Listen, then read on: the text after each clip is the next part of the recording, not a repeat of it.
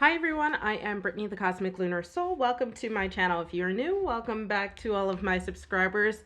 Today I want to talk to you about basically formulating the right questions in tarot so you are getting the answers that are actually going to be helpful to you. So if you are new to tarot, or if you just feel like you kind of hit a little bit of a rut in terms of getting the responses out of the cards that you are looking for, then hopefully this video is for you. So let's go ahead and get into it.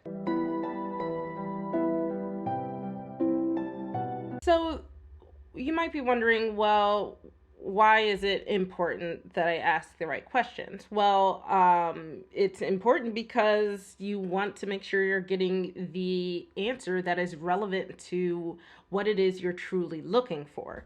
So, my favorite example of this is, have you ever asked someone a question and when they answer you, you're like, that's not what I meant? Well, that's because that's what you asked, and that was the answer you got, whether that's what you meant or not. So, this video is all about going to be asking what you mean.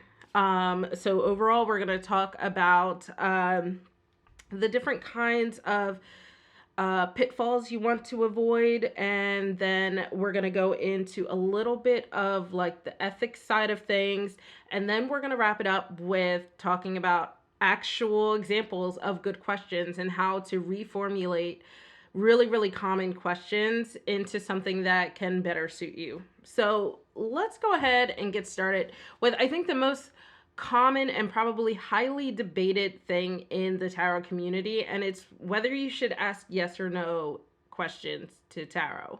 So I am of the mentality that 95% of the time when people are asking a yes or no answer that are a question, they are not looking for a yes or no answer, and that's because they don't have the full depth of the situation. So in my mind, a lot of those questions need to be multiple questions where you start to dive a little deeper into situations, and instead of asking in this closed ended method, you need to open it up, right? So what I mean by closed versus open-ended, open-ended is where you get more of an in-depth question or answer. It's not just, is my shirt pink? Yes. But I don't know what kind of shirt it is. Is it long sleeve? Is it a turtleneck?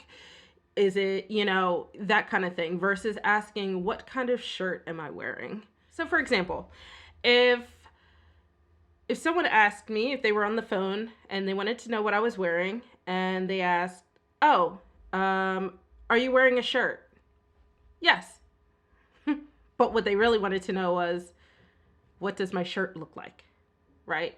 So make sure you're asking the questions that you're truly wanting to get back, and don't assume that people know that that's what you're looking for. I've seen a lot of people give like readings, and they'll ask a yes or no question, and they get back yes, and they're like, oh, I wanted more detail. Well, you should have asked for a question that requires more detail. Another pitfall that I see people falling into, and I feel like this is less noticeable, so it's actually quite common, is confirmation bias. So you want to be careful about asking questions that lead to the answer that you're hoping for. And also, if you're a reader, be careful about reading the cards in order to get the answer you want. So a lot of times I've seen people, and I know people do read differently, different systems, different decks kind of give different interpretations, but I've seen people pull out the meanings that they want that completely go against the cards that they pulled. So be careful about doing that. And when I say leading questions, what I mean by that is if you're asking a question that either answers or forces a specific answer to be favorable to that, then you're not allowing the tarot to answer in a way that is either factual or true or recommended. So, for example, if I ask, if I going back to the question that I'm talking about, and my friend's on the phone, she says, "Oh, what dress are you wearing?" I'm not wearing a dress. I'm wearing a shirt and pants.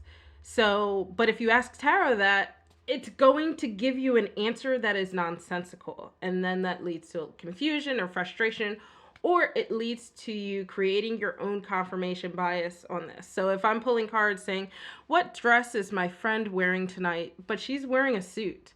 That is leading the question, leading the answer, and leading towards basically confirmation bias, because I'm hoping that she's wearing a dress and I'm hoping to know what kind of dress she's wearing, but I am leading myself down a path that simply does not exist. So one of the big things that I want to talk about is just, I didn't know how to categorize this, so I'm just categorizing it in general as unhelpful questions, or unhelpful methods in general, right? So one of the big ones that I see is asking a question over and over again. Sometimes it might be rephrased a little differently, or you might, tweak it here and there, but at the core of it, it's still the same question. You're still hoping to get whatever answer, right?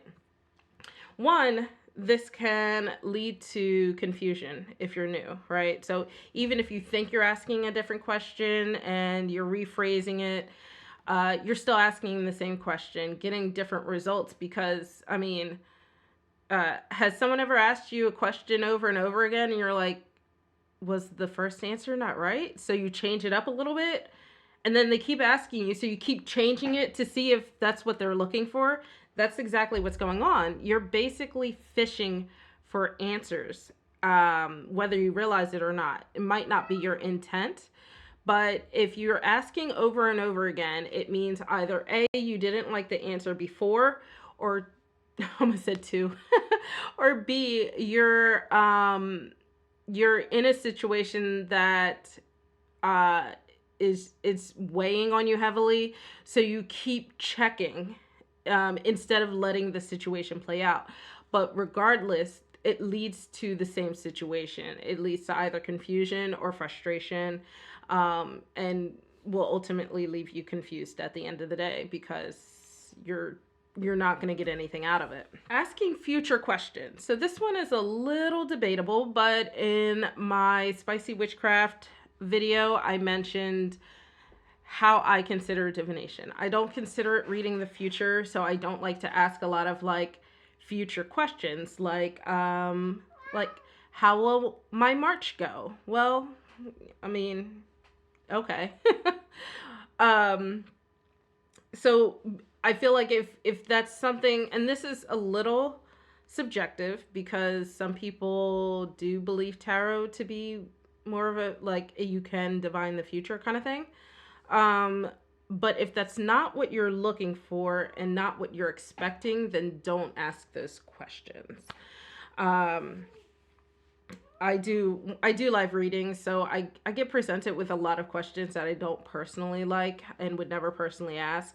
So I do give a lot of caveats, right? Where I say the future is very nebulous, it's not set in stone, but because of the way that I feel that, because of how I define divination, I just say that based off of this current path that you're on, this is the most likely outcome. So it's better to reframe it more so in that aspect. And we'll kind of talk about that once we get into the portion of reframing questions and giving examples. So another thing that is really common is asking too many questions in one question. A lot of times people are trying to do too much at once, right? So if we go back to my example before of fashion, right? And my friend's on the phone, she's like, "Oh, what outfit are you wearing tonight? How are you doing your hair? What makeup are you wearing? What color lipstick are you wearing? What color shoes are you wearing? What type of shoes are you wearing?" That's too much, right? That's too much at once. They're all different questions. They all fit in the same theme of wanting to know what my outfit and what I'm going to look like tonight, but it doesn't allow me, or using me as like the tarot in this example, to give you a complete answer on anything. So you're going to get a lot of disjointed responses, because I might say red and I might panic and say, meaning my lipstick's going to be red, but my outfit is going to be black. And then I say, like, oh, it's red. And like, wait, no, but then I'm going to be wearing this black thing. And then, so, make sure you break down the questions. And if you're reading for yourself, I feel like this is a perfect example or perfect time to throw in, keep a little journal, right? Keep a journal where you can write this down. So you can have a page dedicated to this topic, in this example of outfits, where one question is devoted to the makeup. And then another question is devoted to the outfit. The next question is devoted to the shoes.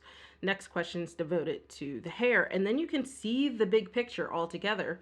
You can see it there on the page, and you can start to pull together things. That's just my remedial example of asking too many questions at once, and how that can be very cumbersome on, on the actual reading and on the reader. So even if you're not reading for yourself, if you're accepting readings from people, say you're practicing or whatever, you can use these techniques that I'm telling you today to help your current form better questions. And that way that can help you be a better reader. Let's get into the portion of ethics. And this kind of touches on finding control, and then we will talk about the reformatting of questions based off of this. I think it'll be a good transition. So when I think of the ethics of divination, I think the focus should be on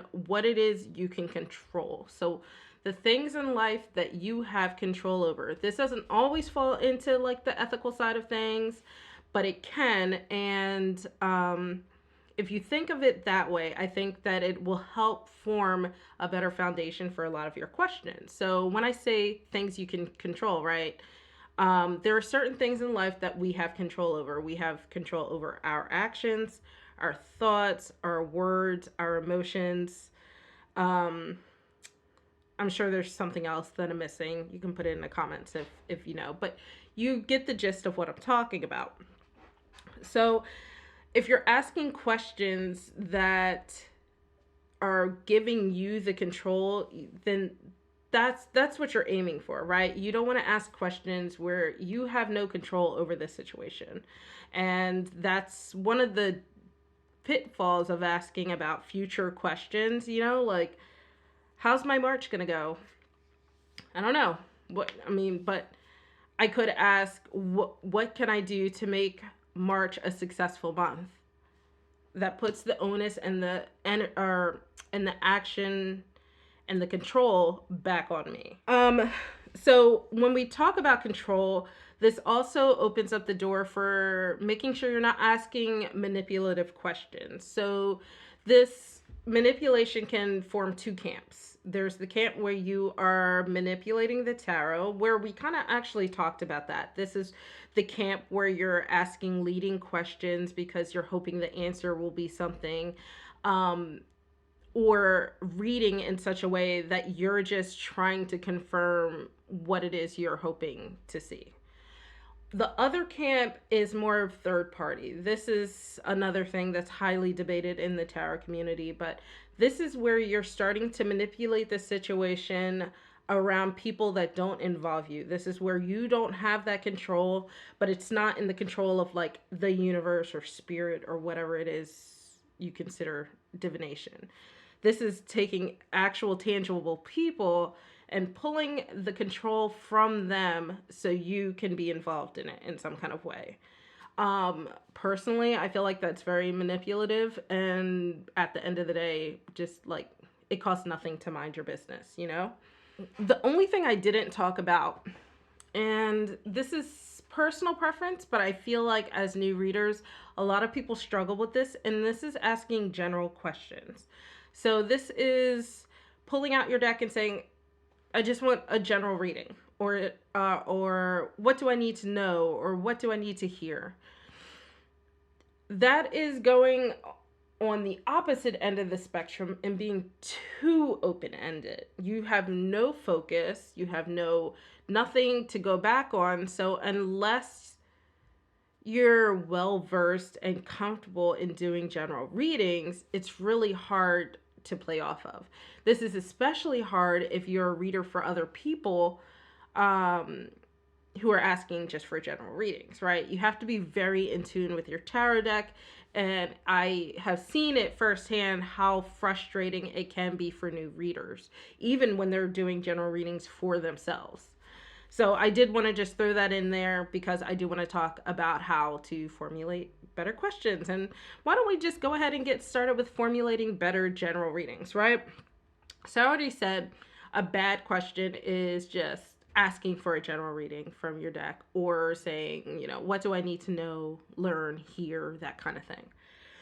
You want to assign a bit of a focus to it without leading to an answer, right? So say you're going through some issues, right? You have a challenge, but you really just don't know where to even start to tackle it. You can ask, what do I need to learn to overcome this challenge? So this isn't leading to say, like, you are going to overcome it. You're just asking for what actionable things or what knowledge do you need in order to be able to overcome this current situation. And then it's up to you to apply that and see if it'll work. Another thing is like good for maybe shadow work prompts, or just, self-care kind of stuff. What do I need to know about myself? And it's something where you can reflect back on. But instead of just asking, what do I need to know? You're asking, what do I need to know about myself? So it gives you something actionable again. You have control over yourself. So you're not asking about anything that, doesn't involve you. And you have a path forward from there. So that's an example of how to just, and it's very easy, very simple thing to do. Just refocus the general question so it kind of zooms in a little bit. And that way you have a little bit more focus. And if you are a person who accepts readings, if you do readings for other people and someone asks for a general reading, I think that sometimes people they ask general readings because they feel like something's off, but they're not sure. And if you are not comfortable yet doing just overlarge general readings, then this could be something really difficult. So you can always ask too, if you'd like it to be a focus on a specific topic, like just in general, how is your love life going? Which is really like, how can I reflect back on my love life, or how can I reflect back on my career, or something like that. So that way you can start to formulate the questions that you really need, so that way you can get a little more focused of an answer. It's when it's truly general, when people don't know what they're looking for, that can be very difficult. That's why I like to use my bones for that. It's way different. If you're curious about that, no. If you're curious about that, I'll put it in the cards. Okay. So let's go into like in control versus out of control questions, right? So a common example of an out of control question is, will this situation be successful, right? So there's a lot of problems with this question. One, it's a yes or no question, and most likely we know that the current is looking for a more in-depth answer, but that's not what they're asking. It's leading because you're leading to it's a little leading. It's not fully leading. We'll kind of get into more leading questions in a second. But you're not asking a question that gives you any power over the situation, right? You're just asking in general how the situation is going to go, or not really. Even worse, you're just asking, is it going to be good or bad? A better question to reformulate is, what can I do to succeed in this situation? So it gives you the power, it gives you some actionable things to consider in order to be successful in this situation that you're in or dealing with, or facing, whatever. So that's one of the ways you can do it. Um, that is a little bit of a leading question, because that does assume that the situation has the capability of being successful. But that again boils down to you having some sort of logical awareness of the situation that's happening, and understanding that there is a possibility of success, right? So if you're, and what I mean by this is if you're in a situation where like your job tells you that they are bankrupt and everybody is getting fired, and you ask, what can I do so I don't get fired? That's leading because you don't have a choice in that situation. This is something that has already been decided. So just keep that in mind. All right, let's keep going. Common question. I hate this question so much. What does he feel about me? This kind of falls into the out of control, ethical portion of things where you're trying to press about someone else's thoughts. It's to me the equivalent of reading someone's diary. If you don't have the cojones to actually ask them, or if you're in a situation where you cannot ask them, then you obviously don't need to know at this time. I answer these questions on live, but it like kills me a little inside. I try to also switch it up where I give the current a little more power. So, in this example, say this is, what does he, it will be the boyfriend in this situation. So to switch it around, we can say, how can I better bridge the communication between me and my boyfriend? Something like that.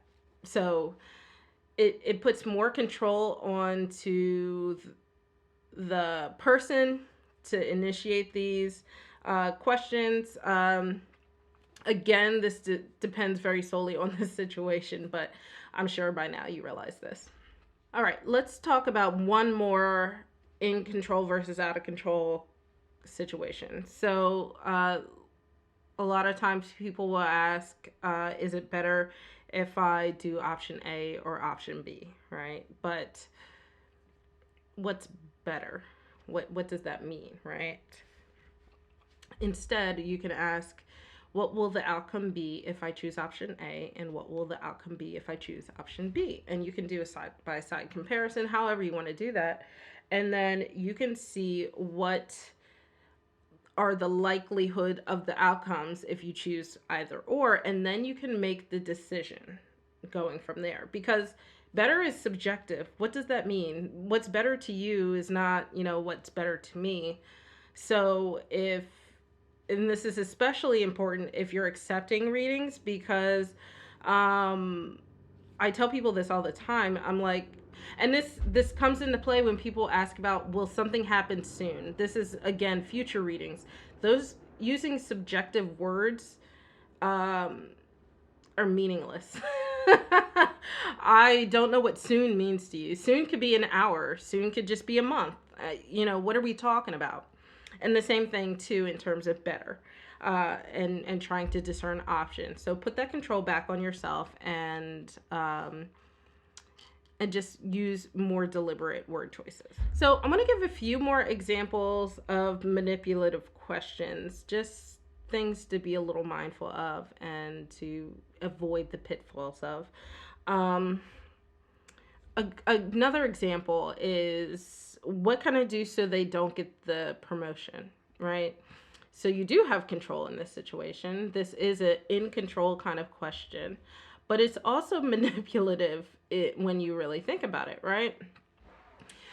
Better way to ask the question is, what can I do to get the promotion over them, right?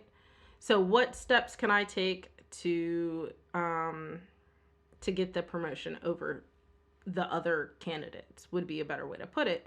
Because even though you are giving yourself the control in the previous question, you're not controlling the situation for any beneficial means, right?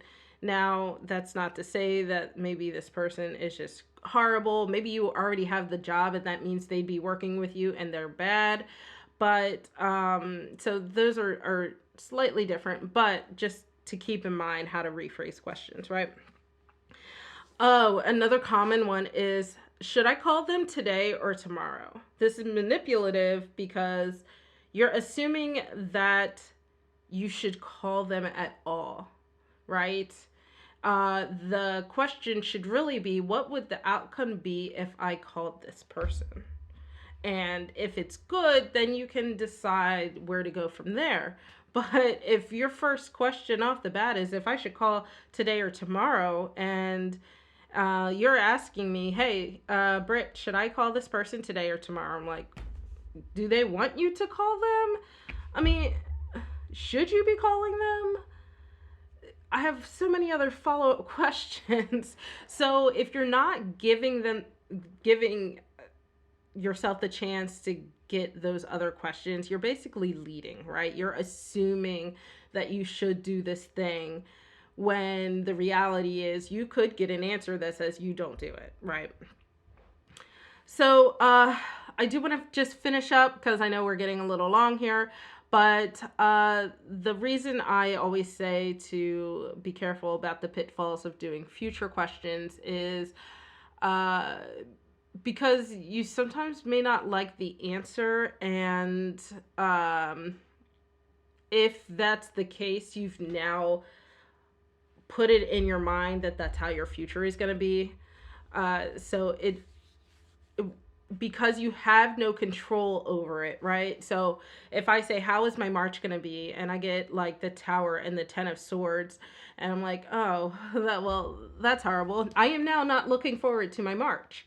Whereas if I ask, how can I make my March, what steps can I take to be successful in March? And while I might get the Tower, I might get some other cards around it that suggest that March may not be the best, but here are the steps that I can take to make it better, right? So these are the steps that I can take to overcome the situation. So that way when March comes, if things aren't quite going to plan, I can reassess. I can go back and say, okay, I've done these things already. What can I do to continue to improve this situation? Something like that, right? So I just wanted to do this video so that way you guys got an understanding of how to formulate your questions, learning how to avoid these pitfalls when you're asking questions, especially if you're new or you're new to reading for other people, and just give you a little bit of a foundation for how to actually reformat those questions by giving you some examples. So yeah, if this has been helpful, make sure you like this video, hit that subscribe button and that notification bell so you don't miss out on any future videos. And if you are curious about my understanding of divination, then check out my spicy witchcraft video. All right, guys, I will talk to you later. Bye.